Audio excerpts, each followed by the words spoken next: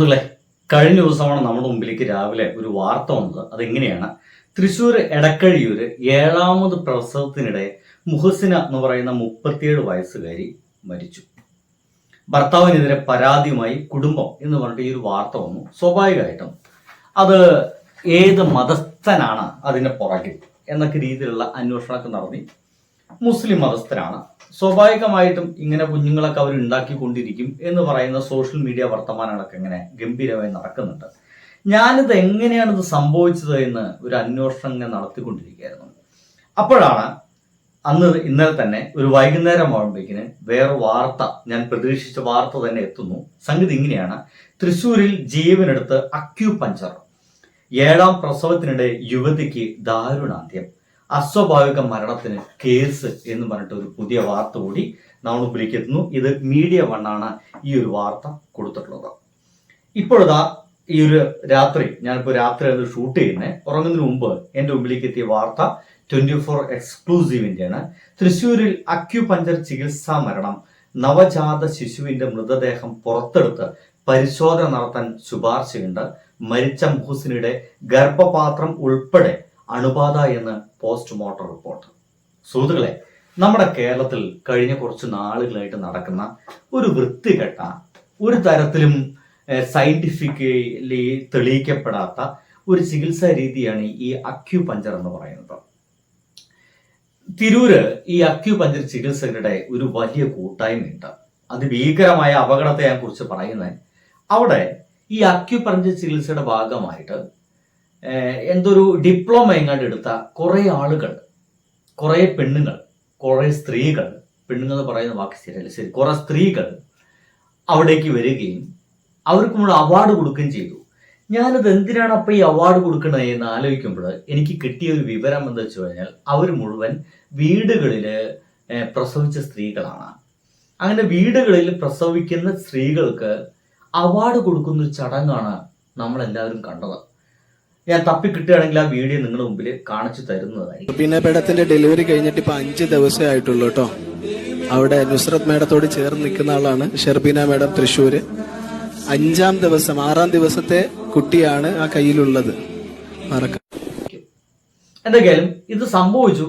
ഇതൊക്കെ അതിഭീകരമായ പ്രശ്നമാണ് എന്നൊക്കെ ആളുകളൊക്കെ പറയുന്നതിനിടയ്ക്കാണ് നമ്മുടെ കേരളത്തില് അക്യൂപഞ്ചറിന്റെ ഭാഗമായിട്ട് ആദ്യ മരണം സംഭവിക്കുന്നത്. ആദ്യമായിട്ട് നമ്മുടെ തിരുവനന്തപുരത്താണ് ഇങ്ങനത്തെ ഒരു സംഭവം ഉണ്ടായത്. അവിടെ കാരക്ക മണ്ഡപം എന്ന് പറയുന്ന ഒരു സ്ഥലമുണ്ട്. അവിടെ 2024 ഈ അടുത്താണ് ഇത് ശക്തമായിട്ട് വന്നതെന്ന് മനസ്സിലാക്കണം. ഇത് ശക്തമായിട്ട് വരിക എന്ന് മാത്രമല്ല, ഇത് ഏറ്റവും കൂടുതൽ ശക്തമായി നിലനിൽക്കുന്നത്, ഈ ഒരു ചികിത്സാ രീതി ഫോളോ ചെയ്യുന്നത് മുസ്ലിം ജനവിഭാഗമാണ് എന്നത് കൂടി ഒന്ന് ഓർത്തു വെക്കുക. എന്തായാലും 2024, അത് എന്തുകൊണ്ടാണെന്ന് എനിക്ക് വലിയ പിടുത്തൊന്നുമില്ല, 2024 ഫെബ്രുവരിയിൽ തിരുവനന്തപുരത്ത് അക്യൂപഞ്ചർ ചികിത്സയുടെ പ്രസവം നടത്താൻ ശ്രമിച്ച തുടർന്ന് അമ്മയും, ഷിമേറ എന്ന് പറയുന്ന അമ്മയും കുഞ്ഞും മരിച്ചു. ശരിയായിട്ടുള്ള വൈദ്യസഹായം നിഷേധിച്ചു. അശാസ്ത്രീയമായ ചികിത്സാ രീതികളൊക്കെ തുടർന്നതിന്റെ ഭാഗമായിട്ടാണ് ഇങ്ങനത്തെ ഒരു സംഭവം ഉണ്ടായെന്ന് അറിഞ്ഞു. ഒരുപക്ഷെ നമ്മുടെ കേരളത്തിൽ ആദ്യമായിട്ട് അക്യൂപഞ്ചറിന്റെ ഭാഗമായിട്ട് ഈ പ്രസവാനന്തരം മരണപ്പെടുന്ന ആദ്യത്തെ ആളായിട്ട് വേണമെങ്കിൽ നമുക്ക് ഷമീറ എന്ന് പറയുന്ന ആളാ കഴിഞ്ഞിട്ടില്ല. അത് കഴിഞ്ഞ് 2025 കോഴിക്കോട് ഒരു സംഭവം ഉണ്ടായി. ഓഗസ്റ്റില്, അതും ക്യാൻസർ ബാധിതയായ ഒരു യുവതി അക്യൂപഞ്ചർ ചികിത്സയ്ക്കെതിരെ മരിച്ചു. അസുഖം മാറ്റുമെന്ന് പറഞ്ഞ് അതുവരെ അവർ നടത്തിക്കൊണ്ടിരിക്കുന്ന ക്യാൻസറിന്റെ ചികിത്സ, കീമോതെറാപ്പിയും മറ്റുമായിട്ടുള്ള ചികിത്സകൾ മുഴുവൻ നിഷേധിക്കുകയും കുടുംബക്കാർ മുഴുവൻ അവരെ ഭർത്താവ് അടക്കമുള്ള ആളുകൾ അവരെ ഈ അക്യൂപഞ്ചറാണ് ഏറ്റവും നല്ലതെന്നൊക്കെ പറഞ്ഞതിന്റെ ഭാഗമായിട്ട് അതിന്റെ പിന്നാലെ പോവുകയും അവർ മരണപ്പെടുകയും ചെയ്തു. ഈ ഡോക്ടറിന്റെ വെയിലത്ത് പോയി നിൽക്കാനൊക്കെ പറയുന്ന വോയിസ് ഒക്കെ നമ്മൾ ഒരുപക്ഷെ സോഷ്യൽ മീഡിയയിലുള്ള ആളുകളൊക്കെ കഴിഞ്ഞിട്ടില്ല. മലപ്പുറത്ത്, നമ്മുടെ മലപ്പുറത്ത് കോട്ടക്കല് തൊട്ടടുത്താണ് എന്റെയൊക്കെ നാട്ടിന്റെ, അവിടെ 2025 ജൂണിലാണ് ഒരു വയസ്സുകാരൻ മരിച്ചു. ഇവരുടെ രക്ഷിതാക്കള് അക്യൂപഞ്ചറിന്റെ ലവേഴ്സ് ആണ്, അക്യൂപഞ്ചർ ചികിത്സ ലവേഴ്സ് ആണ്. ഇവര് അക്യൂപഞ്ചറാണ് ഏറ്റവും നല്ലതെന്ന് പറഞ്ഞ് പ്രതിരോധ കുത്തിവയ്പ്പ് എടുത്തിട്ടില്ല. ഇപ്പോഴും എൻ്റെ ഒപ്പം വർക്ക് ചെയ്യുന്ന പല ടീച്ചേഴ്സ് അടക്കം പിള്ളേർക്ക് പ്രതിരോധ കുത്തിവയ്പ്പ് എടുക്കാത്ത ആളുകളൊക്കെ ഉണ്ട്. നമ്മളവരെ എത്ര ഉപദേശിച്ചും കാര്യമില്ല, ചില അബദ്ധധാരണ പുറകിൽ അവരണ്ട് പെട്ടിരിക്കുകയാണ്. എന്തായാലും അക്യൂപഞ്ചർ ചികിത്സയാണ് നല്ലതെന്നും കുഞ്ഞിന് പ്രതിരോധ കുത്തിവെപ്പിച്ച് നൽകിയിട്ടില്ല, പലതും നടക്കില്ല. അവസാനം ഈ കുട്ടിക്ക് മഞ്ഞപ്പിത്തം ബാധിച്ചു. മഞ്ഞപ്പിത്തം ബാധിച്ചപ്പോൾ ചികിത്സിച്ചതും ഈ ഒരു അക്യുപഞ്ചറിന്റെ ഭാഗമായിട്ടാണ്. ആ കുട്ടിയെ ഡോക്ടർ പറഞ്ഞു വെയിലത്തൊക്കെ കൊണ്ടുപോയി നിർത്താൻ. പാവം, ആ കുഞ്ഞിനെ വെയിലത്തൊക്കെ കൊണ്ടുപോയി നിർത്തി ആ കുഞ്ഞ് മരിച്ചുപോയി. ഞങ്ങൾ പെട്ടെന്ന് പറഞ്ഞു തീർക്കാം, ആ കുഞ്ഞ് മരിച്ചുപോയി. എന്തൊരു വേദനാജനകമായിട്ടുള്ളൊരു സംഭവം ആലോചിച്ച് നോക്കി.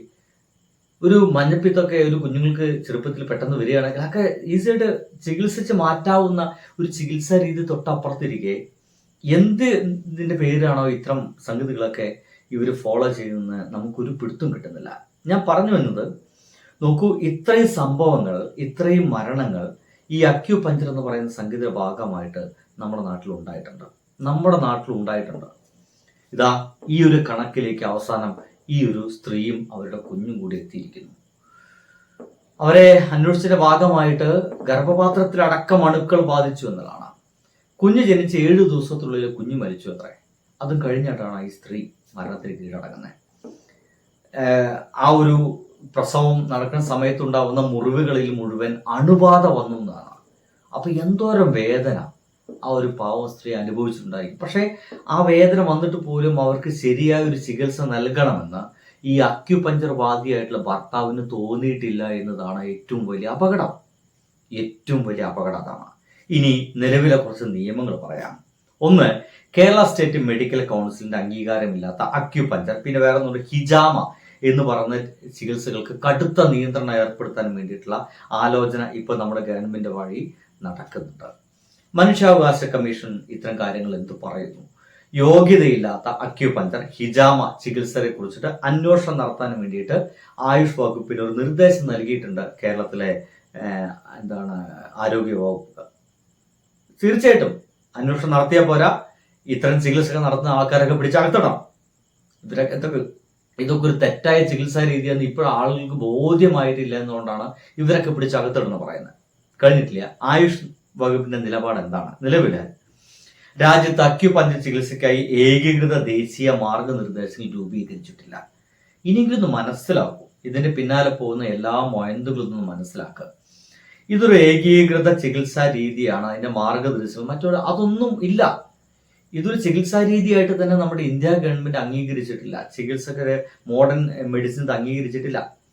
രജിസ്റ്റർ ചെയ്ത MBBS അങ്ങനെ ചില യോഗ്യതയുള്ള ആളുകൾക്ക് മാത്രമാണ് ഇത്തരം ചികിത്സ കൂടി നടത്താൻ സാധിക്കുകയുള്ളൂ. അല്ലാതെ എന്തെങ്കിലും ഡിപ്ലോമയും മറ്റും എടുത്തിട്ട് കഴുത്തിൽ സ്റ്റെതസ്കോപ്പും തൂക്കി വെച്ചിട്ട് ഇങ്ങനത്തെ ചികിത്സകൾ നടത്തരുത് എന്നർത്ഥം.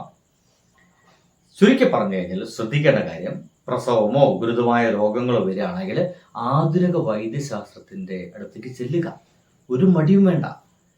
നിങ്ങൾ അതിന്റെ ഭാഗമായിട്ട് നിങ്ങൾക്ക് എന്തെങ്കിലും നിഷേധിക്കപ്പെടുന്നു ഒക്കെ പറയുന്ന ആൾക്കാരൊക്കെ ചവിട്ടി പുറത്താക്കുക.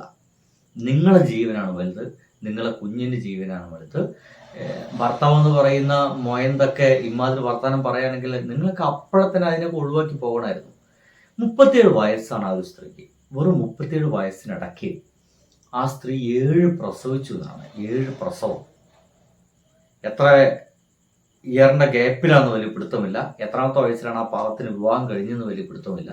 എന്തായാലും 7 പ്രസവം എന്ന് പറയുന്നത് it is not that simple എന്നതിനേക്കാൾ അപ്പുറത്ത് അത് എനിക്കൊക്കെ ഭയങ്കര അരോചകമായിട്ടൊക്കെ എനിക്ക് ഫീൽ ചെയ്യുന്നു. പണ്ടത്തെ ഒരു കാലഘട്ടത്തിൽ വിദ്യാഭ്യാസമില്ലാത്ത, വിവരമില്ലാത്തൊരു കാലഘട്ടത്തിൽ 10ഉം 12ഒക്കെ പ്രസവിച്ചതായിട്ടൊക്കെ പറഞ്ഞു കേട്ടിട്ടുണ്ട്. പലപ്പോഴും അവരെ നോക്കുവാനും മറ്റും കഴിയാത്തതുകൊണ്ടൊക്കെ അത്തരം കുഞ്ഞുങ്ങളൊക്കെ മരണപ്പെട്ടതിന്റെ കഥകളൊക്കെ നമ്മൾ ഇഷ്ടം പോലെ കേട്ടിട്ടുണ്ട്. നമ്മുടെ എല്ലാവരും ഫാമിലിയിൽ അത്തരം കഥകളൊക്കെ ഇഷ്ടം പോലെ ഉണ്ടായിരിക്കും.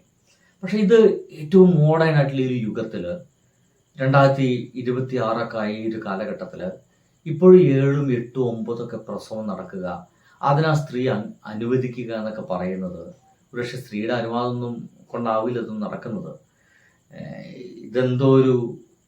ഞാൻ പറയുന്നില്ല, പറഞ്ഞു കൂടി പോകും. സുഹൃത്തുക്കളെ, ബൈ. ഇത്തരം വിട്ടിത്ത ചികിത്സകൾക്ക് പിന്നാലെ പോകാതിരിക്കുക. ജീവനാണ് വലുത്. ബൈ.